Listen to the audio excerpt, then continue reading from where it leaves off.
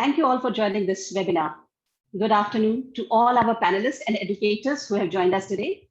I'm Krishna Ray, National Sales Head for International Schools. Welcome to our third session of What Really Matters. What Really Matters is the series of webinars organized by Cambridge University Press as a part of our initiatives to support teachers with practical ideas and tips on subject matters and issues which matters to them. Our today's session will focus on what is it that really matters in optimum use of teaching and learning resources and online teaching. The pandemic forced schools to shut down, and teachers across the country wore their researchers' capes and embarked on a mission to make the transition from brick to click success. The transition has no doubt been difficult, and yet the success is overcoming these difficulties and making online learning a reality is praiseworthy. For all those who have joined us, please feel free to share your questions for the panelists in the Q&A chat box. We have a dedicated 15 minutes Q&A segment in the end. So you are free to put your questions, post your questions in the chat box. We'll take this after the discussion. On that note, I will introduce my first panelist and my question to her. She is Surbhi Arora, is an international educator, teacher developer, career coach, and e-learning expert. She is founder of My Career Dost, a career education initiative, and Choco Boards, an international educator community. She works immensely on emotional and digital well-being of students and teachers. She's Cambridge teacher trainer, a blogger, and a YouTuber. Being a former school director and teacher trainer, you are informed of the challenges school and teacher encounter.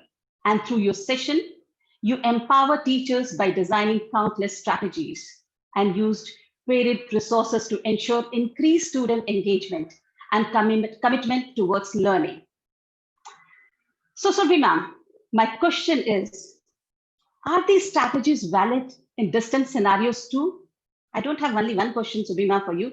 I have a series of questions for you. Are there new ways of teaching learning that the teachers need to learn? And where can teachers find resources related to the new pedagogies to ensure success in online teaching? So over to you, Surbhi ma'am. Okay, thank you, Krishna ma'am, and thank you, Cambridge, for having me all over again and making me part of this beautiful panel today. Well, this is a very important question that the whole scenario has shifted from the traditional setting to the online setting. And do we have the right resources? And is it the same thing or is it something different? Well, in the beginning, there was a bit more of a chaos and everybody was confused that we have to enter into a situation and how to go for things. However, 7 months down the line, I feel we all are in a much better position and we all have a lot of resources which have helped us out. Still, I would love to start from a bit of a scratch and then take forward so that I can develop the continuity of thoughts over here. Well, to be honest, if you ask me, is it the same thing? I would say it is same. The kids remain the same. The teacher remains the same. It's just the revised version of things. You are passing on the same knowledge. Teaching is all about delivering or passing on the knowledge. So you're passing on the baton of the knowledge from one person to another. So yes, the baton is still getting served in the forward direction. However, the process of passing it on has slightly changed it a bit. And with this whole online scenario, we have more resources available in our hand in comparison to what we had in a traditional classroom. So yes, there is a shift. There is a difference, but the difference is towards the optimistic side, towards the positive note, and not that towards the scary side. So I would love to talk more towards the positive note today, right now. Well, I talk about the major shift that we noticed was whiteboards turning into screens, basically, and then chalk and marker got replaced by digital pens, and then we had textbooks getting replaced by PPT and PDF documents. Well, this shift was difficult both for the students and for the teacher in the same way. However, one thing remained common in throughout the process, which was the content which was delivered.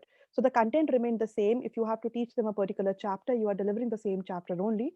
It's just that the add-ons or the basic set got shifted slightly. Now, earlier when we were actually running a class, I would say that if you ask my feedback, there's a difference until and unless you are teaching something which involves a student's physical presence, like they have to do some activity in your guidance in front of your eye, specifically in your physical presence, they have to do something. Other than that, most of the things can be covered up in an online class. You actually can do everything in an online class, what we could have done in an offline class or in a traditional class setup. I would show certain areas where how it is possible and how it can be done, but everything can be done. So if I talk about kindergarten, yes, I'm slightly skeptical even today. It's slightly difficult to run a kindergarten class in front of an online version. If you talk about sports, I'm slightly skeptical. It's not still that streamlined. We can have these classes happening. However, we should not forget that we have reached into a time zone where soon we will see that basically some critical operations are happening, medical interventions are happening in online scenarios. So there are doctors throughout the globe who are running operations sitting in some other part of the country or some other country as well. So with that in mind, I would love to share certain things which we did over the time and which I was able to share with various students and teacher as resources. I cannot do everything. I have just 5 or 6 minutes, which I have been given up with. So I will try to best use my time. I will first like to show you one important resource, which most of the people came across and asked me that, ma'am, uh, we are teaching mathematics and there are certain areas where you need to show a lot of stuff to students, for example, measurements. And when we are doing measurements, we used to have in our classrooms, we usually used to have this big math kit, and when you were doing math practicals you have a big math kit, and then you use a projector, you use a ruler, and you actually show everything on the board, or you also make kids do the same thing. Now I will show a similar version which is available over here. Most of the resources which I'm showing right now are actually free, available on internet. So this is a triangle you can see on my screen, and this is a square which you can see on my screen, and then there is a resource by the name of ruler which I'm picking up. Now I can actually use this resource to measure things in front of my students. So if you see over here, this is allowing me to actually do this measurement, and I can move it around. I can just change the shape of it. I can just drag it around, and I can do the small activity over here. So if I have to teach my kids, okay, this is how you measure stuff, and this is how the measurement is done in younger grades. Obviously, this is not an activity for higher grades, but elementary, you teach them in initial stages that how to use a ruler or how to hold it. So this is one small thing which helps you around.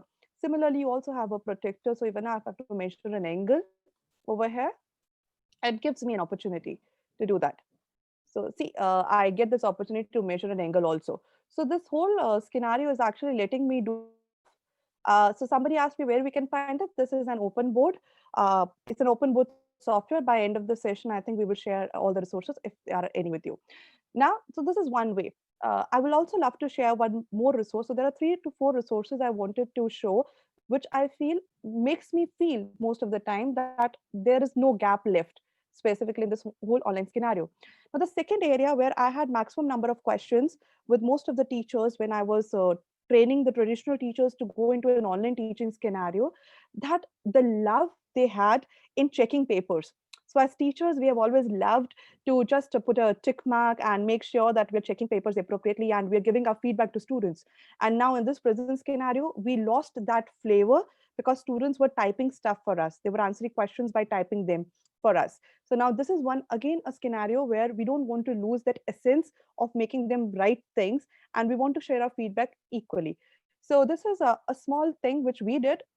I will share a sample of one of the student. So if you see over here, now this is one student. So in this case, we created notebooks for each and every child.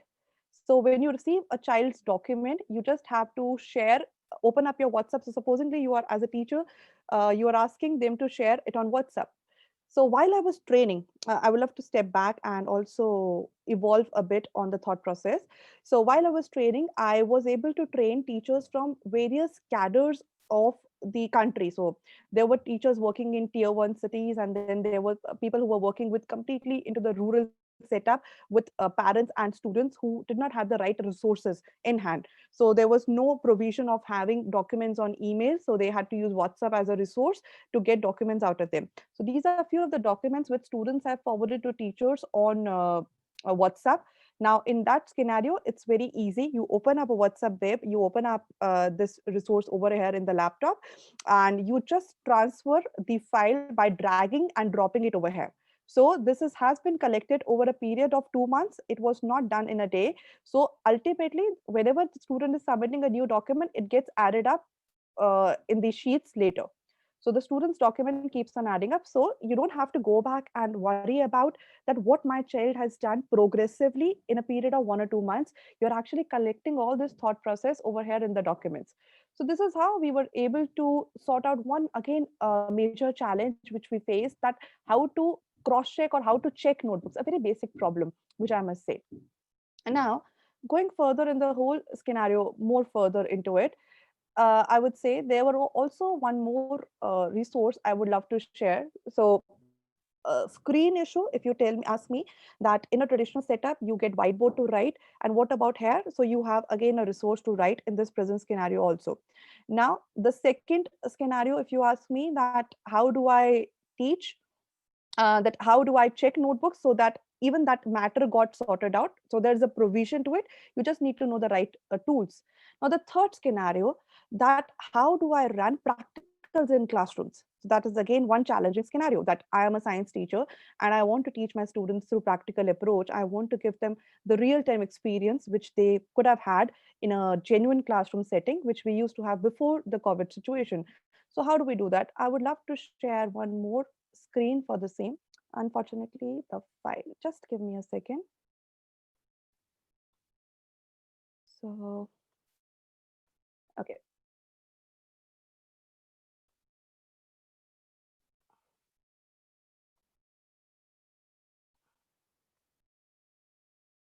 Okay. So I would love to share one more screen over here. I hope my screen is visible and fine. So we have Yes, this. Rubina. Yeah, thank you, Krishna ma'am. I think I have time still. Okay. So we just let me know when I'm missing on stuff. Sure, So sure. yeah, so we have this scenario of a projectile motion. Now, when we were doing activities in classroom, so how the teaching used to happen? So the teacher had the privilege to have a screen, a digital board, and the students were to just follow what the teacher was doing. But now in this scenario, it gave us an opportunity that every student, each and every student can have a practical device in their own hand. So I would say it again became a blessing with students having these activities. So, for instance, this projectile motion. So, easily you can teach students that how the change in velocity can actually change the projectile motion completely. So you can assign them activities and you can ask them to do stuff by themselves and get things done. So again, I would say that this has increased the efficiency of students and the teaching quality also, with such resources getting in hand of student. Similarly, a small activity over here, again a free resource where you can easily teach them the flow of current, that how current travels and how electron travels in a physical setup. So without putting them at risk of getting themselves hurt, we can still teach them. I do not deny the better things we can do with doing things by ourselves. But however, the advantage is at that time there was one device and there are 30 people looking at it, and now there are 30 devices in hand. So that's the difference this whole online scenario has brought for me, which is again into the better light for me completely. So we had a similar resources on Cambridge site also, with Cambridge also getting online and sharing a lot of digital content for students and for teachers in the same scenario. So to answer all the questions, Krishna, I would say that according to me, if you ask me if I have to brief on and say that how the scenario turned up, I would say yes, it was scary. It was slightly frightening initially for people. Luckily, I shifted my career into online teaching 1 year prior to COVID situation. So I was well aware, well versed with things, and I could be a pro. I was more like a veteran for everyone than being an amateur at that stage, and I could help out myself from the situation, the scary part. However, most of the people were scared of the unknown. They were not aware, but more and more we started learning about stuff. We got to know that things can be done in a similar way in an online setup. It's just that the engagement building has to be different. And finally, there was also a challenge, which I say, which most of the people who are sitting over there, I'm pretty sure they that must be part of the questions in the chat section. That what about what about the physical interaction or physical involvement of the kids, or the kinesthetic level that we could have gained in an online classroom or in a physical classroom and not possible in an online classroom. So I would just need my panelists to switch on their camera for just 1 minute, and so that I can just show one activity and then we can wind up for the questions. So Sure. yeah, so I request all the panelists to please switch on the cameras. Okay, so Shalini ma'am, can we have you? Okay, so we have all the participants. Okay, if you can hear me, I want you to raise your hands if you can hear me, so that I know that you're here. Okay, so you can do it on your screen also, but no issues. Okay, so what we do right now is I will do a small activity with you. I have some musical instruments. They are borrowed from my kitchen and from temple of our That's house. My great. Rajpas are here. So I have a bell. Now this bell scores 5. So I will just do it for you. It is 5. Can you hear it? Yes, we can. Yeah, so it's 5. Now I have a spoon and a glass in my hand. So this is 10. This is 10. 10. Okay, so keep the numbers in your mind. And then I have, this is 15. So this is Okay. 15. I'm bad at maths. You have to correct me if I go wrong somewhere. Okay. Okay, so we have 5, we have 10, and then we have 15. 15. Okay, Yeah. so now we will learn addition. We will learn Okay. addition. So what you have to do, you have to add stuff for me and remember the numbers. I will play it and you have to tell me what is the total. So what's the total? 10. 10. Okay, good. So Twice you did. yeah, twice I did. So again, 15. So Rakhi ma'am, you can unmute yourself. I did 3 times. Okay. 3 times, yeah. Yeah. So now I'm going over here. So 45. 45. You cannot see. So it's always difficult to teach a class of brilliant people. Now, okay.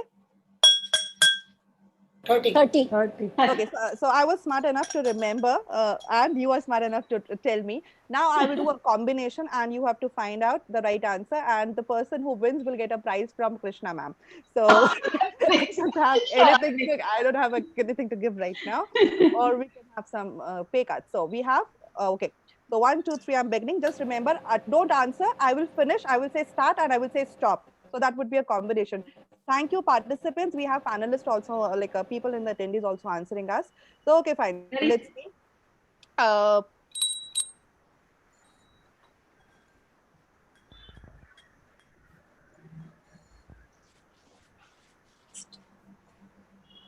Aarti, you have to combine all 3. You have to combine all 3. 110.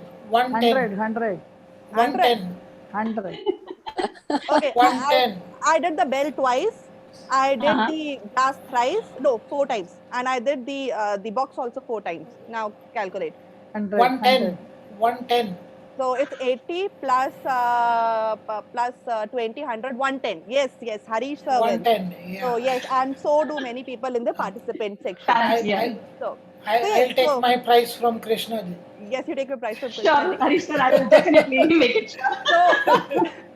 So thank you everyone. So that to conclude what I actually wanted to share with all of you. So yes, the whole scenario of online has changed, but we can evolve and change ourselves in the changing scenario, and we can bring some new activities.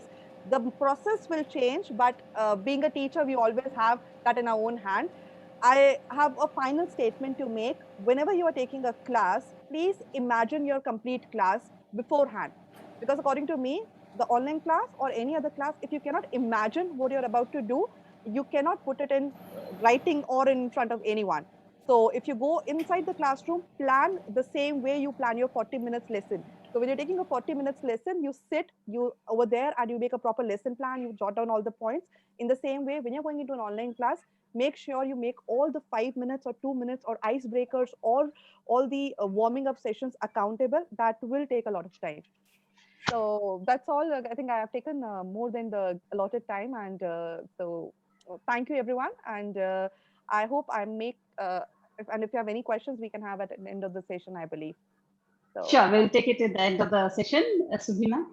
but it was wonderful session which you did with us. Amazed, really amazed to have that little thing which you did with us. Addition, that was really small addition part which you did with us, but it really makes a difference, which we could see that from your activity which you did.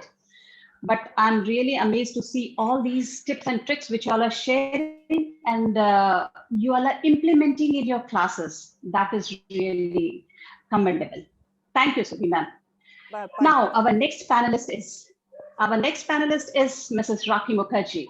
She is an educationist since last 22 years and is currently the principal at Utpal Shanghvi Global School and PPS International Junior College. She is one of our Cambridge International Education Advisory Board, where she represents the Cambridge International community of 600 schools in South Asia.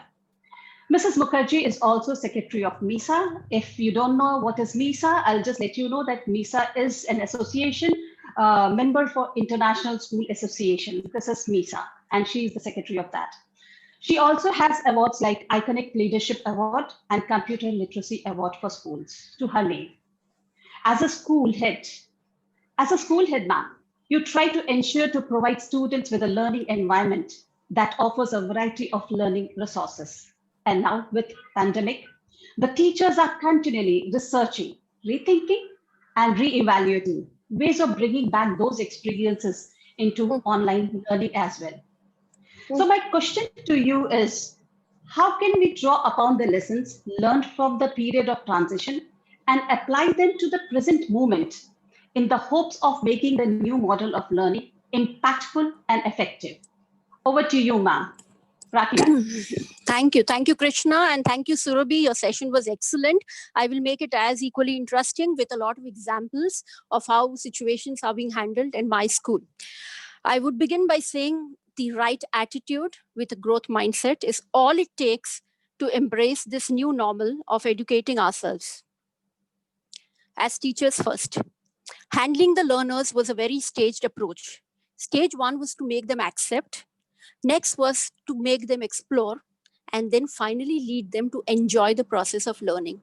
This journey was made possible and reached some level of success due to the superb leadership team that I have, the excellent faculty of Utpal Shanghvi Global School and PPS International Junior College, and of course, the unwavering support of our CEO, the management of Utpal Education Society.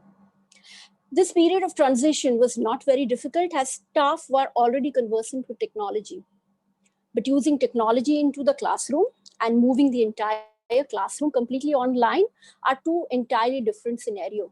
Challenges were galore, right from selecting the right platform of delivery into a market which is flooded with options, to ensuring that the right teaching faculty were all on the same page, convincing the parent community that this was the optimum solution, maintaining the right balance of synchronous vis-a-vis asynchronous sessions, giving regular screen breaks during the content, breaking the content matter into smaller portions, tweaking lesson plans and curriculum trackings into multiple times to get the right mix. Yes, the challenges were galore. However, the best part and the silver lining in all this were our learners, our digital natives, who were embraced with these changes, and they took up these changes quite effortlessly. But this was just the tip of the iceberg, because we knew that the novelty of having online classes would fade out very soon, and the lead of the learners are very dynamic. We were always on a tight corner to prevent any scope of boredom because we simply couldn't afford it. Continuous teacher training inspired new ideas, and there was a paradigm shift into the entire thought process. The teachers were excited, and this totally revolutionized the entire teaching learning process. Krishna spoke to me about the learning. Yes, there are 5 vital areas of learning that we gained, and I would love to share it with all of you, my colleagues out here. 1, seeking cognizance of the fact that the home environment has umpteen learning opportunities and we need to tap into them. Second, reinforce the fact that every challenge has an opportunity hidden. Third, online is a wonderful platform for expressing creativity from the student as well as the teacher perspective. Exploring technology like augmented reality and virtual reality galore. And of course, it totally revolutionized the feedback process. As I said, I would not get into a lot of preaching mode, but give examples to make my point on the board. As far as taking cognizance, I would like to elaborate with a few examples. My early year sections, there were a lot of specific videos which were used to share with the learners so they could relate to, connect it to the existing knowledge through their home environment, and then take the knowledge forward. For example, there was this topic habitat in the early years, which was embedded with various multidisciplinary modes into the session delivery. The learners, as early as my 4-year-old, spoke at length in the online sessions about the topic in a very concentric manner, building it around themselves first by absorbing and watching the environment at home, their natural habitat, and then using virtual stimulus to identify other creatures in the natural environment, and then expanded gradually to the world habitat. In this way, the ongoing sessions were strengthened each time with newer concepts building in on the older ones. In the primary classes, students kept on observing the weather around and each day for a couple of days. This was followed by a peer group discussion to compare, to contrast, and to predict the climate in their local environment. Using simple household items like alcohol, soap solutions, lens solutions, they were used by my A-level learners to understand the process of DNA extraction in peace. Being a very optimistic community of learners and educators, we seek every opportunity of novelty in every challenge. My A-level students would hit the practical exams very soon, would give their board exams. And so it was very vital for us to make them feel the apparatus and do some hands-on. So it was decided that if students couldn't come to the labs, we reached the labs and the lab equipments to their homes. The management sourced physics lab kits and they were sent to their homes. We conducted online practical sessions with my A-level students where the teacher demonstrated and the students simultaneously followed it at home with their personal kits. Through virtual labs, visual simulations, students performed experiments like titration. They could control every drop of the chemical that falls from a burette. Likewise, they could count the number of drops falling from the syringe in a biology class, or they could count the number of timed oscillations in a pendulum in a physics class. So this is how they felt. Can you imagine how interested the learners were when they could look and feel the whole thing?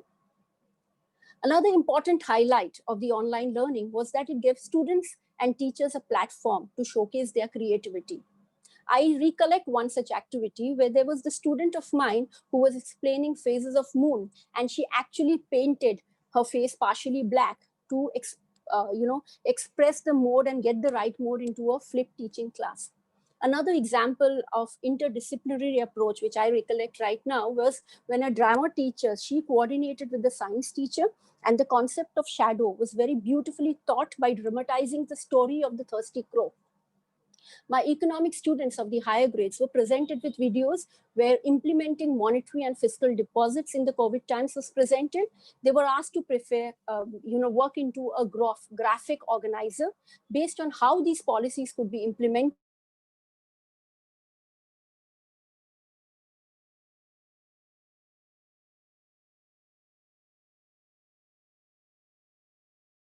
to solve problems like there has been a tangible shift to more activity-based learning to keep the students engaged, and students in turn are encouraged to present their activities and projects online, bringing in more involvement from their end. The online platform presented an opportunity to get the learners involved in research, whether it's for global perspective, which is a wonderful subject with a futuristic vision, or any other subject where the learners were involved in a lot of planned research skills. And of course, we couldn't hold back ourselves when we explored augmented reality and virtual reality. Through augmented reality, the teacher could get the entire galaxy into her bedroom and to also show the ozone depletion. The class 3 students got tigers and wild animals into their homes using the AR apps, which were taught in their ICT class. Senior students were learning about artificial intelligence in ICT. Similarly, a virtual tour of the Egyptian civilization was made possible by using virtual reality in the SS classes. The feedback process was entirely revolutionized. Now, giving a personal feedback to map the progress of every learner has always been a challenge for us educators. So we explored the online platform to make this process more impactful. Padlet walls were immensely used by putting the correct and accurate responses with students' names, and incomplete responses were added to the correct one to make the learning inclusive.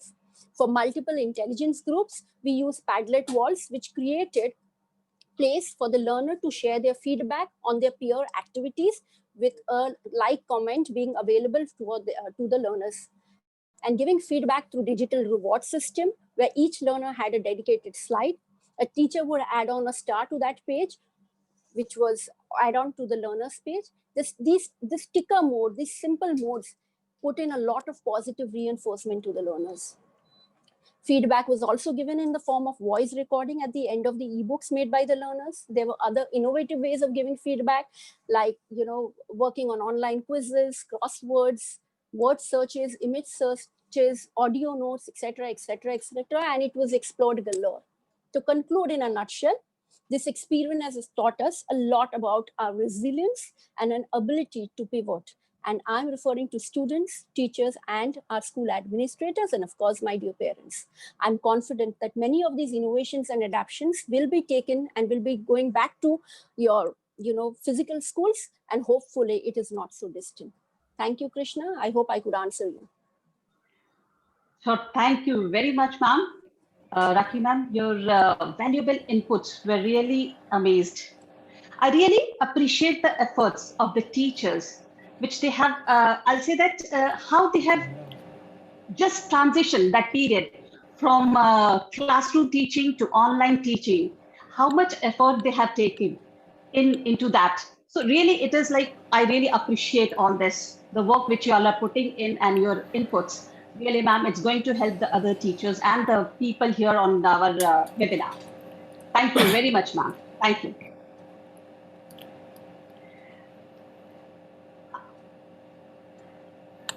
Now let's move on into the classroom now. For that, I invite my third panelist, Harish sir. Harish sir, he is the Director of Academic at Universal Education. He has been mentoring multiple institutions and impacting thousands of learners. He has managed diverse curricula to equip learners with 21st century life skills, is the founder, chairman, and managing director of Oxford Coaching Institute, Mumbai, and the member of ICT Inculsion, Diversity and Scholarship Committee. He is a winner of the prestigious Narsi Monji Award. Sir, we are absolutely delighted to have you here on this platform. Sir, given you the vast experience in the field of education, I'm sure you have come across many learning models that enable change to happen. We all know that student learning thrives in managed learning environment, and teachers are now spending more time planning online classes compared to face-to-face classes back in the school. Sir, as I said, I don't have only one question for you. I have multiple questions for you. So my question is, how can teacher find that perfect blend of direct instructions, independent work, flip learning, and how these can help create a hybrid model of learning that keeps students engaged and creates scope of learning? Sir, question to you now. Thank you, Krishna ma'am. Thank you, Cambridge.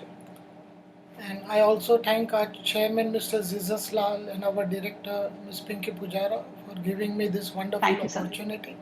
Thank you so much. And my special regards to Mr. Manish Doshi. Thank you, sir. I'll convey him. I'm definitely missing him over here. So we have a great connect and relationship with Cambridge University Press, because across all our Cambridge schools, we have made it a point to use Cambridge curriculum exclusively. So the question that you share in a span of say 7 to 8 minutes that are allotted, the keywords. I'm perfectly okay, because my topic is flip learning, which is learner centric. And the keywords that I pick from your question are about direct instructions, independent work by the learner, flip learning, blended learning, hybrid model, how to keep the students captivated, interested, and engaged, and the scope for asynchronous learning. Learning, So, yes, sir. if you allow me, I would like to share the screen and touch upon a few points. The platform is yours, sir. Please. Thank you so much.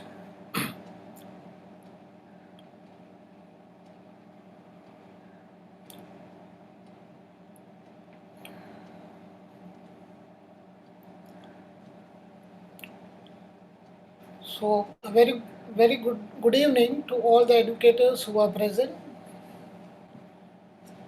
Now, dear educators, we know that as educators, the choices and changes we make have the power to transform our classrooms and the way students experience the world.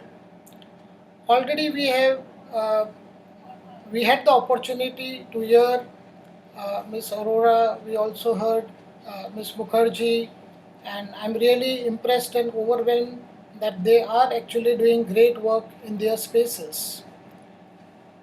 As educators, we also need to instill in our learners the responsibility to take up the ownership of learning, because real learning happens only when the learners they look upon themselves as their own teachers.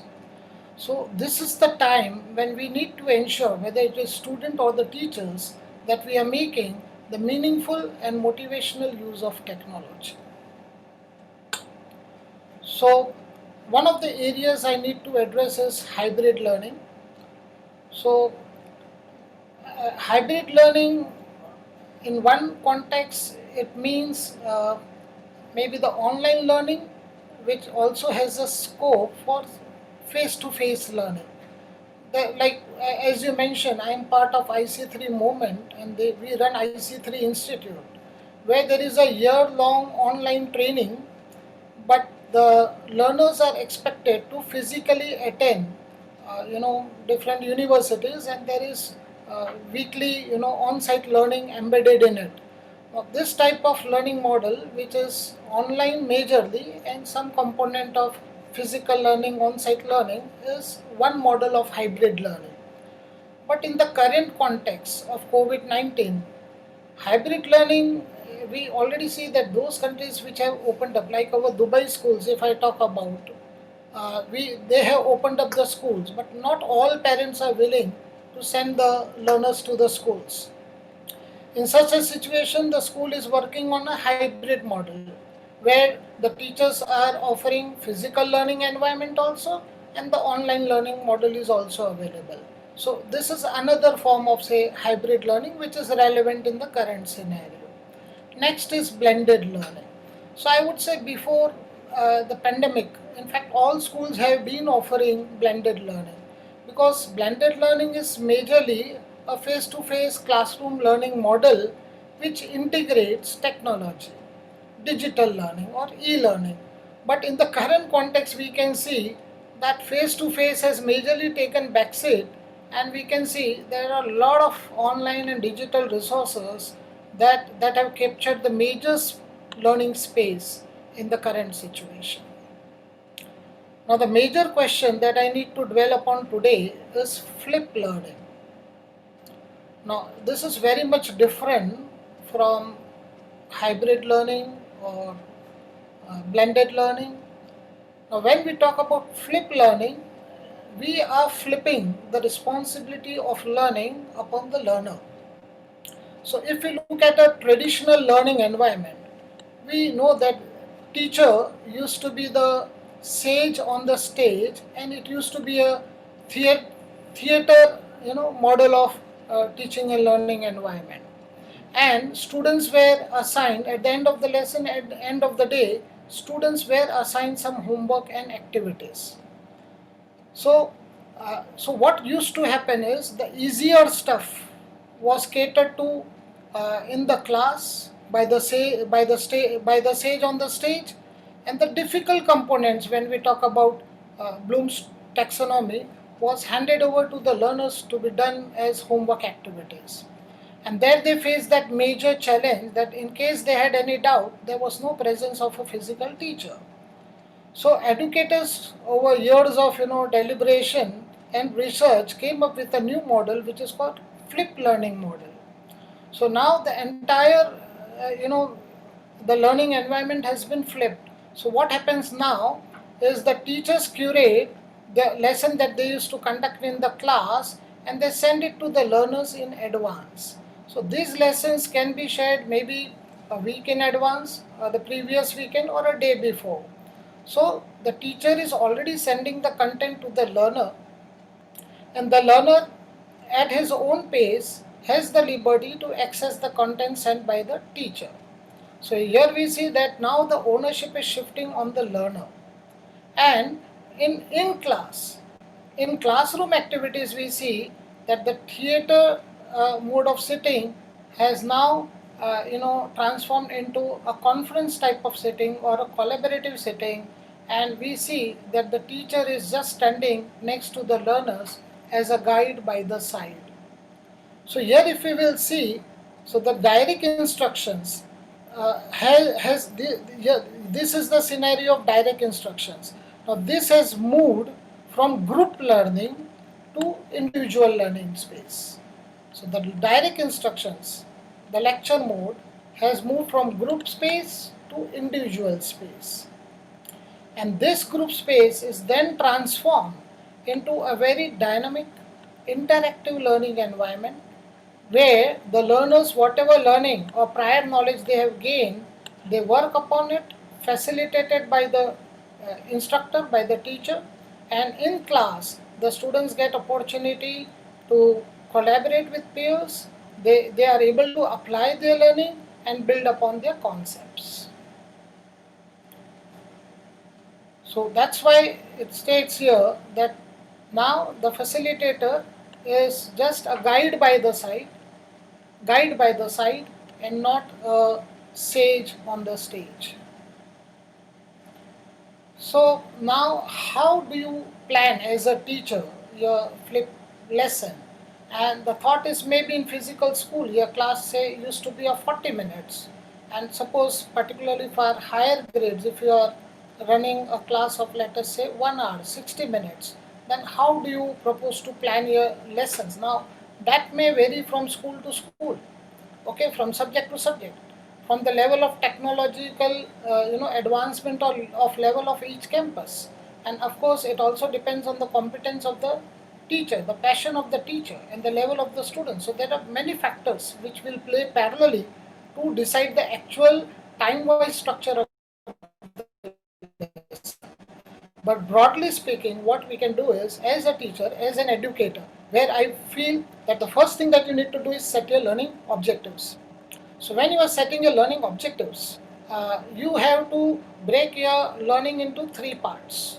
So what needs to be done before the class, what is to be achieved during the class, and what needs to be done after the session, that is after the class. So then you know that you have to meet your learning objectives in three spaces, or three time spaces: before, during, and after. So majorly before will be at the home of the learner, during is in the class, and after again goes back to the student's home. So once the learning objectives are clear, then the teacher needs to curate the resources.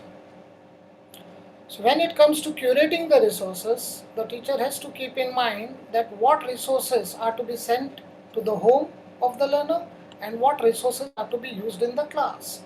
The resources that are sent to the home of the learner will use it for prior learning and building the prior knowledge. This will allow the learner to attain the two levels of Bloom's taxonomy, that is, remember and understand. Now, when it comes to classroom resources, they should be so designed that all the activities and engagement in the class give ample opportunity to the learners to apply the knowledge and analyze the learning so as to attain another two levels of Bloom's taxonomy. Generally, this is the maximum that the schools are able to achieve. If a school can attain greater levels of Bloom's taxonomy, that is evaluation and creation, I would say they are doing a fantastic job. Now, while designing in class resources, the educator also has to take care as to what resources are to be used for individual independent learning by the learners and what resources will be utilized to allow collaborative learning. And during class, the major role of the teacher is then to manage the class.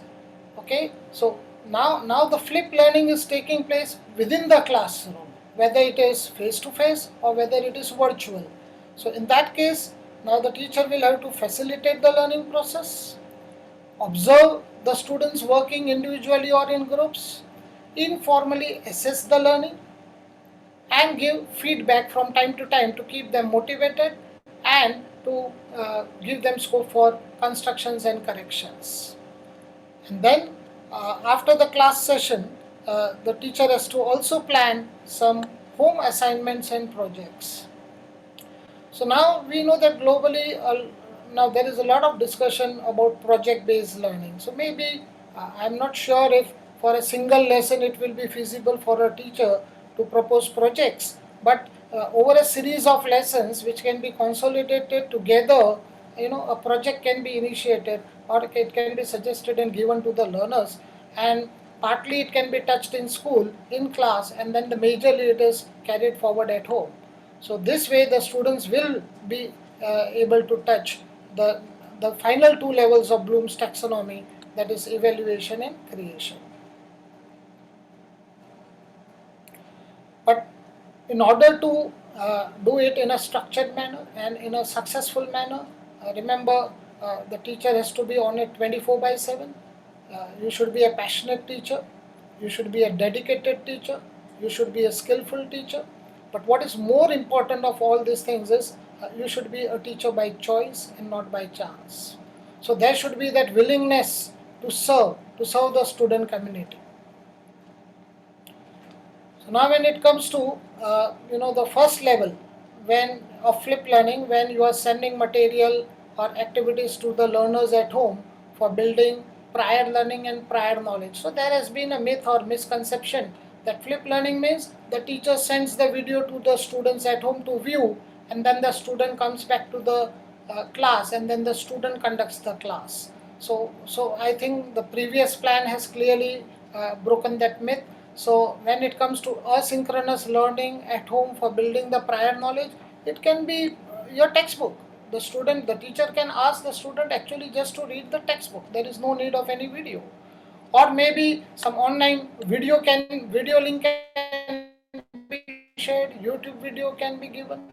Okay, or a teacher may just send a podcast, or maybe nowadays teachers are trying to create their own resources, so which gives the student a feeling of connection and which helps in building relationship. So if the teacher can curate her own video or her own resource and then share it with the learner, believe me, that will build a greater connect. And then there are other options like online discussions, online forums. And then while all these tasks are being assigned, we have to also ensure that in between, it shouldn't be a very long, video, so that, so sometimes it happens that the teachers go on and on and on, and we all know while the students keep on, so they yawn and yawn and yawn. Okay, so basically we have to see that in between the lessons we are integrating some questions. Now generally the questions that we are trying to build in should build the curiosity. They should be thinking questions where the students can review, they can reflect while they do their research, explore, and then they document their learning. And now this is the in-class model. What exactly to do in the class we have already discussed before. So, but majorly, as we know that in this model, that is flip learning model, it is more of collaborative, correct? So we are moving from group spaces to individual spaces. Since the student has already done the basic stuff, now for the harder stuff, for high order of learning skills, here the teacher can play a major role. The teacher can engage the students in smaller groups, ensure differentiation. Okay, so maybe while the assignments are being submitted by the students, the teacher can actually see and analyze as to at what different levels of learning the learners are while they are learning uh, asynchronously from home background. Okay, and then of course we can always start a lesson with some starter activity and all, and then if you know your group of learners well, then you can segregate them without tagging them, and then give differentiated instruction and activities. And wherever there are students who need some scaffolding and support, maybe personalized one-to-one instructions can be given. There can be guided practices, which means that the teacher actually models the learning, and we go by the philosophy, first the teacher does, then the student and teacher engage, and then the child is on his own. So it's I do, we do, you do model. So fostering collaborations, real-time conversations, and what is more important is real-time feedback on work in progress. So these are the different tools for flip learning that can be effectively used in the classroom. So besides tools, we know that we will need devices, and the devices, there are a range of devices that are available, whether it is desktop at home, laptop, iPad, tablet, mobile, but what most is required is a good internet connectivity. And Rakhi ma'am has already mentioned about how effectively they are making use of Padlet in their teaching and learning. And I believe our first speaker, Ms. Aurora, also spoke about usage of WhatsApp as a social media platform where students are able to submit their work. So now the question is why? Why the teachers or educators need to now think upon the flip learning model? Because it gives the learners the flexibility of time, place, and space. The learners have the access to the information at any time, okay, from any place, and they can learn at their own pace. Now, since the uh, incidence of the ownership of learning is on the learner, believe me, self-learning is deep learning. And I don't know, the modern day is talking about flip learning and all, but if I go back and reflect upon my school days, I remember very well that when I was in grade 6, that is first year of my secondary class, that was the time I took the ownership of my learning, and it actually brought me to a very long, way. So this will ensure deep learning because in class also students are able to construct upon their knowledge and get deeper understanding of the concepts. So students get an opportunity to come prepared, and then they are able to answers that are, questions that are raised in the class. Now flip learning allows increased student engagement because it's hands-on learning, active learning. As we saw that Rakhi ma'am clearly mentioned that even on a virtual platform, the students are actually able to do physical experiments. That's active learning. Then individual attention and a greater level of differentiation is possible. We have already seen in one of the previous slides where the teacher is able to give one-on-one support to the learner, and differentiated learning can be done by creating different level groups. And since the students are divided into smaller groups, there is a greater and stronger connect when it comes to student and teacher relationship. Now, when students work in group, it allows them, peer learning, peer tutoring, and so in virtual environment, how we can do. So some of the learning platforms, they actually have the feature of, creating breakout rooms. So maybe the schools that are onto Zoom are already able to create breakout rooms. And when it comes to G Suite, so on the free version, it is not easily accessible, but people have their own means to, by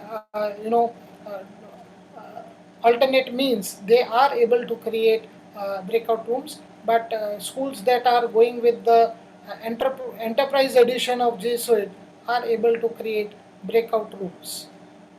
Even MS Teams is now sincerely focusing on bringing this feature into the classroom.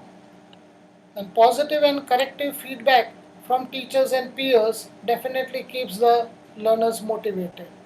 And your students also get a choice to freely showcase their learning. by whatever mode and means they intend to. So that's why it is correctly said that flipped learning, it's gateway to engaged learning.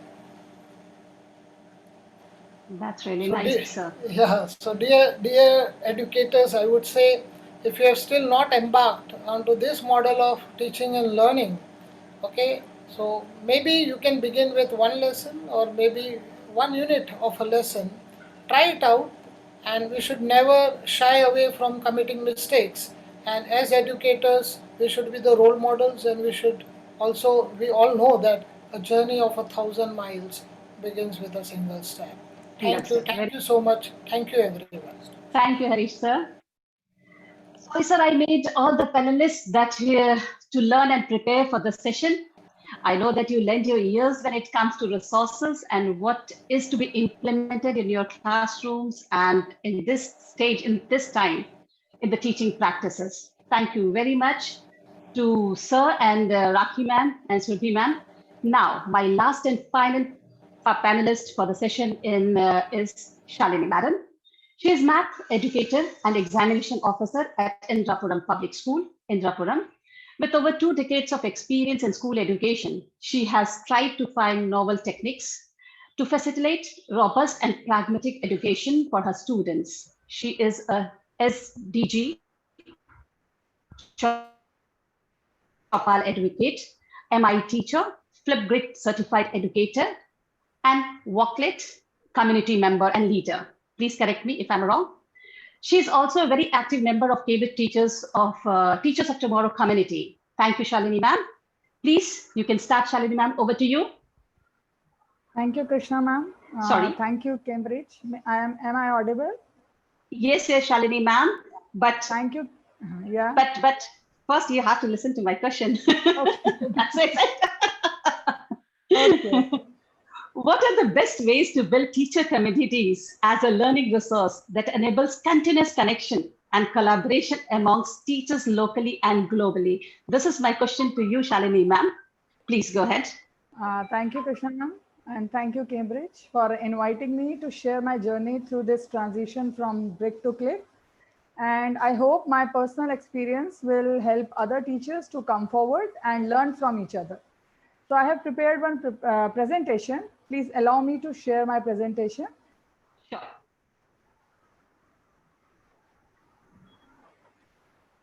Is my screen visible? Shalini ma'am, we can see your screen. Thank you so much.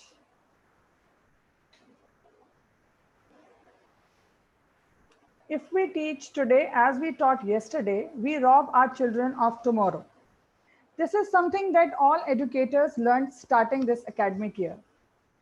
It pushed us all to learn new tools, change our strategies, and adapt our resources. We are truly did get lost navigating information in the online world.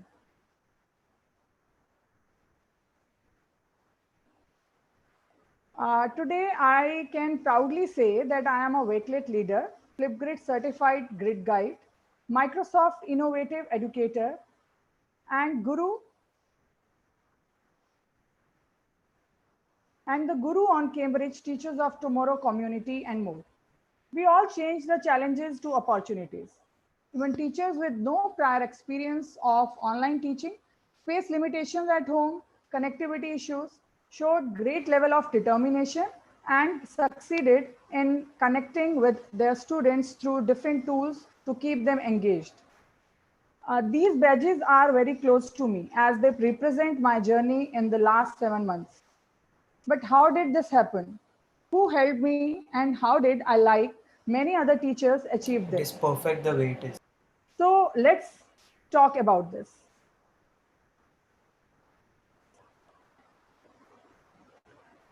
The most powerful resource during this time was connecting with other teachers to seek help, learn from peers, collaborate, and the best part is give back.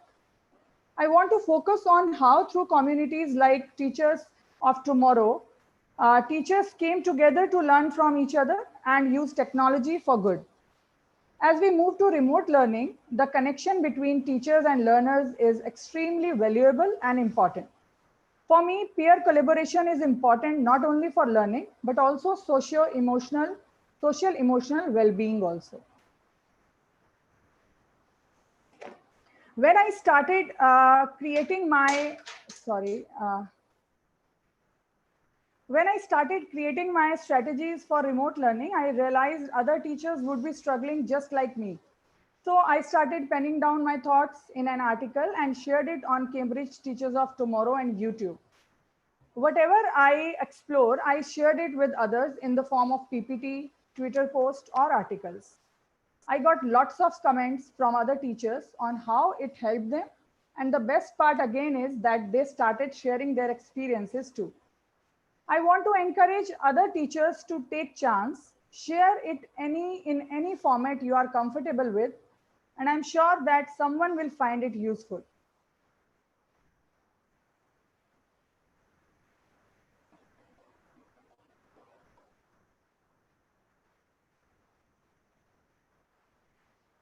So through teaching and so through reading and sharing, I was able to find solutions that are innovative and real.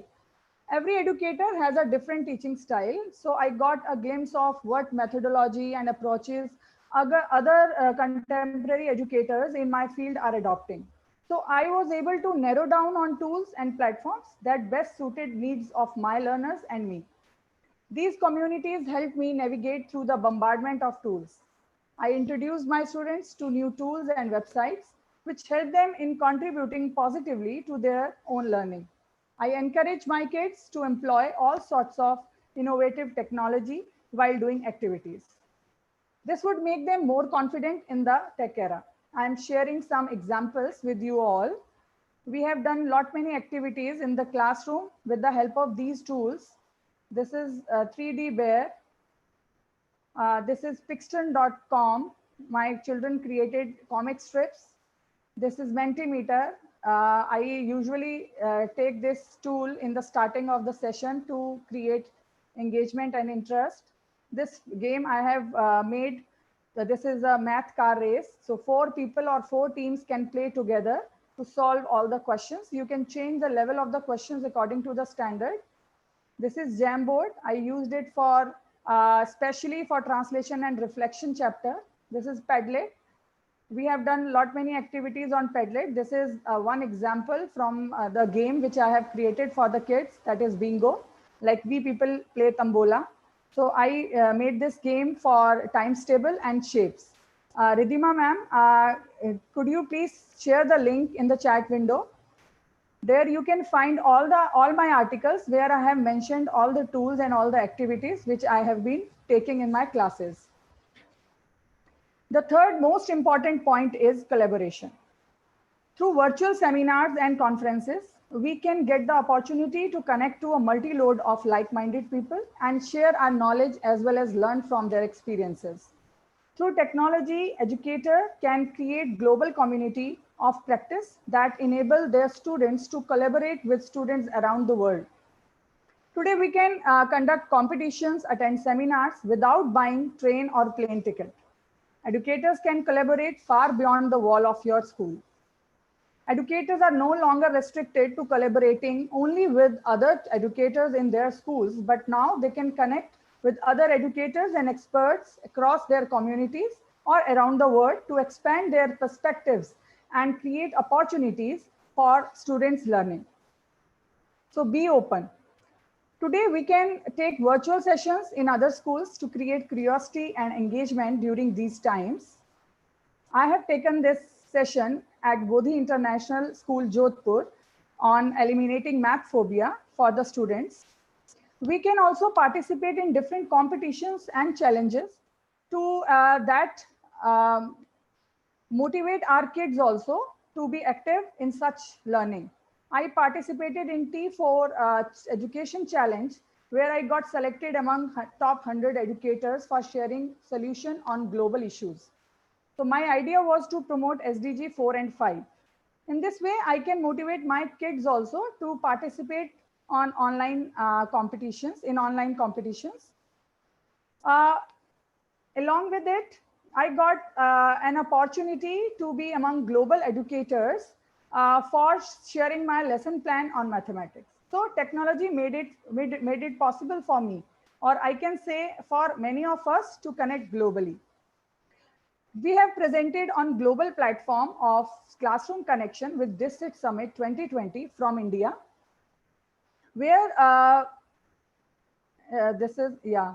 So where we model that how to use tech for good in communities around the world. So this platform promotes the educators who use technology for good. We collaborated with Elcon International School and JPH School under the Climate Action Project. It was a great experience to hear the voice of youth on project-based learning on climate change. So technology made it possible for me to get connected globally. So I would suggest that you also can do in a same way. Now, I would like to conclude by sharing that the best ways to build teacher communities as a learning resources is by sharing and collaborating. If you collaborate, you divide the task and multiply the success. Thank you so much for giving me this opportunity to share my learning with all of you. I hope I could add some values to your thoughts. Thank you so much. Thank you, Shalini ma'am. Please enroll me for your maths classes. Sure, ma'am. Thank you. It's a really I'm glad that you found it really wonderful good. Thank insights you which so you have much. shared with us. Now, we have just that's why I said, please enroll me.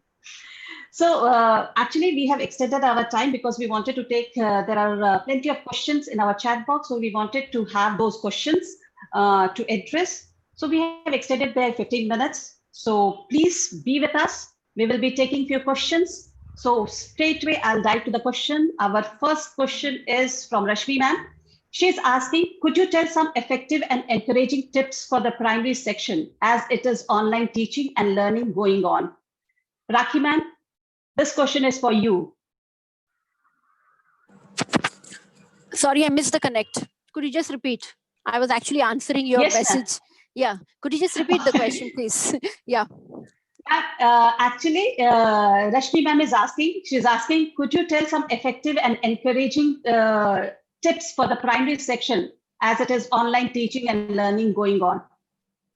Okay, as I already spoke in the beginning, you definitely have to tweak your lesson plans. You have to reduce the content, and you have to get more student encouragement and involvement in the whole process. And we also, at some point of time, roped in parent resources also to give them project and do some completion work at home, and then showcase and flash their projects. With primary, what works beautifully is to give most of the students in a class of 30 maximum participation. So when they get a platform to express their responses, these students are really hooked onto the classes. So maximum involvement is one, and a lot of activity time and reduced content delivery time. These are the three mantras which work with the primary section. That's great, ma'am. That's really great. Thank you, Rakhi ma'am. And what I feel is like, if we focus on the skills, that will be more valuable and good for the students. Thank you, Rakhi ma'am. Now, my next question is for Subhi ma'am. Subhi ma'am, this question is from Pratibha ma'am, DPS Bangalore North. She wants to know how teachers can incorporate constructive in a synthetic learning environment. Subhi ma'am. Okay, so that question is slightly more towards the answer I think Harish sir has already given. So if you have to create that environment of flip learning is for sure a very good part, because that will make them more engaged and involved into the system. You cannot have a synthetic learning without students getting involved into the task. So I would say curiosity is one factor. You need to keep it enlightened in them and keep them curious before the session and after the class, so that they love entering into the classroom, and give them tasks so that they can use their own brains and get involved more and more. So for me, it would be a lot of tips from Harish sir's session, which he has shared, along with the curiosity factor, which can add to a synthetic learning in students.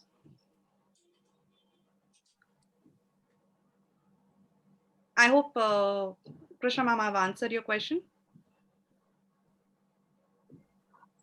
Yes. Actually, I lost the connectivity. That's why, actually. Thank you very much, Subhi ma'am. Now, my next question is to Harish sir. Sorry, Harish sir. Sir, Yeah. this is Jennifer. She's asking most effective method of online teaching for weaker students so that they are not left behind. So basically, if you ask me, over my more than 40 years of teaching experience, what I used to do is I used to pull the weakest student in the class to conduct the sessions. That's Correct. nice. So again, same the flip model. So when you are Okay. sharing resources with the slow learner, what you need to do is you can do buddy learning, peer learning. Mm-hmm. So what we Real can learning. do if the smartest kid in the class is paired with the weaker one, students easily learn from peers. So peer learning is a great support system.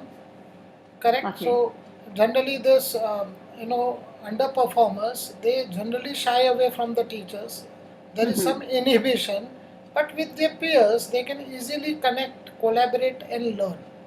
So that is one approach where you should try to create that buddy system. Understand. Another thing that you can do is you can give a mentor teacher. Mentor Mm-hmm. teacher can be majorly a class teacher who Mm-hmm. understands the learner better than any other teacher. In our group of schools, what we are doing is we are also offering remedial and scaffolding sessions in the evening. That is after school hours. One to one learning support is available from subject experts. That also definitely helps.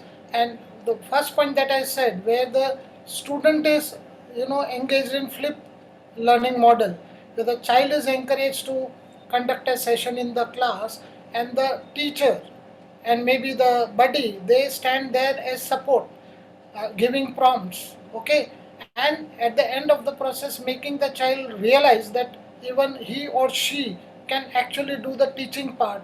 So learning is not a big deal. Thank you very much, sir, for answering this question. Hope, ma'am, it is clear for you. Now, last question, my last question, because we are running short of time, so I have to conclude this. This is a question from, I don't have the name of this question, but again, the question is good. There are still some students who are not ready to accept the current online situation and prefer to absent more of the time, most of the times. How does one tackle this problem? Shalini, ma'am, this question is for you. Thank you, ma'am. The thing we can understand that they are not ready to attend online classes. Maybe they don't find interesting. So we have to create interesting activities first of all. We can post them like I did one activity, Padlet, with the bingo. I made one ticket on times table. So I Okay. shared that ticket one day before with the children, and I texted also the instructions and my recorded message also I have sent. So how they all got excited. They started texting me, ma'am, tomorrow the class will be very interesting and we will have fun in this class. So in this way, we can involve them, we can invite them for interesting activities. And I understand it's not possible for every time to make activity based classroom. So if we try an activity based classroom in a week, so they will get connected with us and we can give them motivation also. We can make them play quizzes, online quizzes, which I do with them. We can make them play, we can make them involve in different activities by using different app like 3D Bear. Recently, Okay. my kids recorded their own tutorial on that, how they can That's great. create castle with the help of 3D shapes, and how they can guide others also. They recorded their tutorials on by using this app 3D Bear. So you can also invite them for collaborative projects. Collaboration is always good, as I mentioned in my session also. So what I did, I made one collaborative project on maths and I invited all of them. I again shared the link one day before. So they all were excited. They all were ready with their homework. So the topic was to create the interesting video on, or you can also get the interesting video, the favorite video from YouTube channel. So they pasted there, and they, after that, they have to give the peer remarks to each other. That is called peer assessment. So in this way, we can involve them in many ways, and along with that, we can teach them as we want. Thank you so much. Thank you, Shalini ma'am. Thank you really for this very beautiful and nice comment which you have made. Thank you all for joining us today and making this a success. We are running short of time, otherwise we would have taken more questions. But again, we will take all these questions and try to incorporate in our TOT, that is Teachers for Tomorrow. Please join us there also, so that we get to interact with each other and have good insights about education. Please mention the topics that matters to you for us to get you the timeless and timely advice from our brighter thinkers. So just wait for our next session, that is on 4th of November. And what really matters is enabling active learning and promoting learners' autonomy on online teaching. Thank you so much for joining us. Have a great day. Bye-bye. Take care.